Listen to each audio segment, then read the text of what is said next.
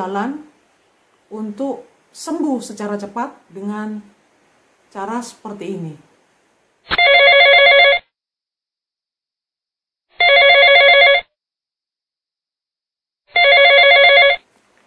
Mengunyah permen karet. Kenapa mengunyah permen karet? Karena saya ingin menggerakkan kondisi sini saya, bagian kanan saya. Jadi saya kunyah. Satu hari itu bisa 5 permen karet saya kunyah. Nah, bersyukurnya lagi di Amerika ini ada permen karet yang tidak pakai gula, jadi non sweetener kalau tidak salah yang di kertasnya. Jadi saya tidak takut ya gigi saya rusak. Jadi saya kunyah, pagi saya kunyah, di bis saya kunyah, di kelas pun saya kunyah. Jadi saya merangsang supaya ini bergerak terus. Jadi saya beli banyak-banyak permen karet dan yang pasti non sweetener, tidak pakai pemanis, sehingga saya tidak takut dengan gigi. Terus saya mencoba minum pakai sedotan. Kenapa minum pakai sedotan? Karena akhirnya kan saya melatih bibir saya. Begini kayak ikan ya. Karena memang di sini nggak bisa bergerak, kaku. Jadi kayak otot di sini tuh kayak sudah nggak bisa ngapa-ngapain. Jadi saya melatih diri dengan minum pakai sedotan. Jadi kemana-mana saya pakai sedotan karena memang kalau saya begini menyeruput dia tidak bisa. Jadi sering saya tuang, tapi saya pelan-pelan saya paksa untuk pakai sedotan. Karena waktu saya sakit itu saya sempat malu ya. Karena pada saat saya minum, saya harus begini. Karena belum tentu pas begini airnya jatuh baik di mulut. Kadang tumpah. Sehingga kalau di kampus pada saat saya minum saya sering menutup diri begini. Jadi kalau tumpah tidak malu. Nah, kebiasaan itu saya ganti dengan pakai sedotan. Terus jangan makan makanan yang lembut atau halus. Cari makanan yang membuat otot mulut ini bergerak. Memang susah dan butuh waktu, tapi ini otot dalam mulut terutama sebelah kanan itu diolahragakan. Jadi ini memang setengah mati ya. Ini kalau kondisi normal nggak ada persoalan, tapi kalau kondisi saat itu sangat nggak enak, sangat. Jadi saya sempat nangis ya karena untuk makan aja saya susah gitu. Jadi saya menghindari makanan yang lembut-lembut supaya saya bisa menggerakkan otot sebelah kanan saya. Jadi tidak boleh makanan yang lembut-lembut. Cari makanan yang bisa membantu ini bergerak.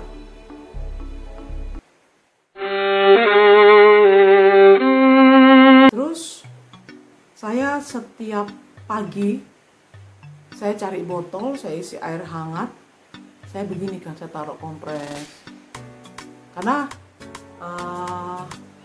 saat saya sakit itu sudah masuk musim dingin, sehingga ya saya harus menghangatkan badan dan saya harus membuat otot saya ini jangan sampai kedinginan. Jadi saya harus hangatkan. Jadi saya lakukan itu sebelum saya keluar apartemen.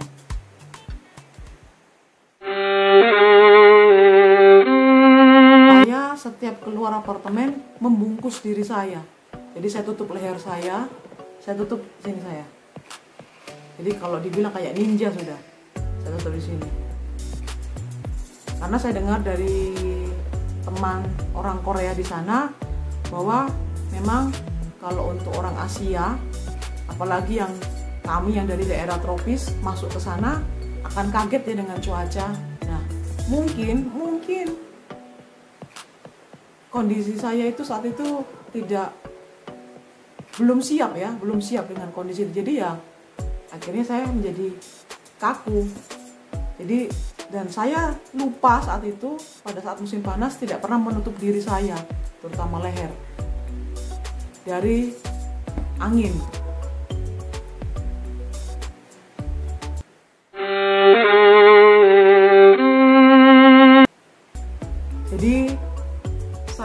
melakukan kebiasaan-kebiasaan mengunyah permen karet, minum pakai sedotan, terus dikompres air hangat, terus dipijat pipi bagian kanan, terus makan yang bisa untuk mengolahragakan mulut, itu selama kurang lebih saya lakukan ini 14 hari. Bersyukur setelah 14 hari itu kondisi mulut saya kembali baik, walaupun memang belum 100% sempurna. Memang bibir saya masih miring, tapi ototnya sudah tidak kaku. Dan memang setelah 14 hari itu mata saya masih berair. Dan baru minggu 14 hari tambah 7 hari, mungkin setelah 21 hari baru mata saya itu berhenti berair. Jadi ini setelah saya sembuh dari Bell palsy, itu kan sudah berjalan musim ini ya, musim dingin, dan saat itu memang dingin sekali di sana, dan memang di daerah saya tinggal di state yang bersalju, dan saya tidak mau sakit lagi ya. Akhirnya setiap saya keluar apartemen, saya selalu menutup rapat badan saya, terutama leher sama daerah sini, saya lindungi. Dan saya berusaha selalu membawa air hangat atau mungkin air panas saat keluar, dan itu saya beli yang termos yang 1000 ml, dan itu saya bawa kemana-mana. Dan saya cari termos yang bisa hangat 8 jam lah ya, paling tidak. Jangan sampai karena kondisi dingin akhirnya otot muka saya menjadi kaku. So, itu yang saya lakukan untuk sembuh dari penyakit Bell palsy. Ada hal-hal yang saya garis bawahi dari cerita saya tadi, bahwa saya sempat tanya ke dokternya sih, saya kan sempat konsultasi ya, jadi di sana itu kalau kita sudah di rumah sakit, terus memang harus ada anjuran lagi, cek lagi. Saya tidak tahu bagaimana caranya. Mereka itu rajin kontak saya, Firdi, kamu sudah pergi nggak ke dokter umum ini untuk konsultasi progres kebaikanmu? Oke, akhirnya saya pergilah ya untuk konsultasi, dan sempat ada anjuran untuk saya pergi ke dokter syaraf di sana. Saya berhitung lagi, ini masalah tentang finansial ya, karena kembali lagi asuransi saya tidak mengcover sampai untuk ke dokter spesialis. Akhirnya yaitu saya tetap melakukan hal-hal tadi, membungkus badan saya rapat dan memakai jaket mungkin 2 untuk menghangatkan badan, karena saya tiba di Amerika itu Juli 2018, dan Juli, Agustus, September saya kena serangan, dan ketika Oktober sampai bulan Mei itu musimnya sudah memang musim dingin ya, dan memang cenderung dingin. Saya bersyukur serangan itu tidak kembali lagi, serangan Bell palsy ya. Karena itu saya menutup rapat badan saya pakai kaos kaki, saya pakai sepatu boot yang tinggi sampai lutut, saya pakai kaos tangan, saya pakai baju ini mungkin sampai 4 layer, pakai ada yang namanya kayak bagian apa ya, baju dalam yang tipis, terus pakai kaos biasa, terus pakai jaket tipis, terus pakai jaket lagi. Jadi ini yang aku bisa share saat ini.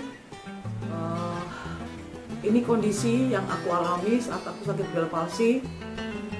Untuk teman-teman yang suka keluar rumah dengan kondisi kepala basah, lebih baik dikeringkan dulu sebelum keluar rumah. Sayangilah kepala kalian, bukan rambut kalian ya, kepala kalian, karena di sini tuh banyak sekali syaraf. Dan sayangilah tubuh kalian. Pada saat itu, saat saya di Amerika, saya sempat browsing obat apa saja saya dikasih oleh dokter di rumah sakit. Yang saya ingat itu ada obat yang sejenis steroid. Saya kurang tahu itu obat apa, tapi semacam steroid. Mungkin teman-teman bisa lihat sendiri di internet apa itu yang mengandung steroid. Ya nggak salah untuk apa ya, syaraf kah, otot kah. Dan yang kedua, kalau memang cuacanya di tempat kalian dingin atau berangin, lindungi leher kalian, tutup.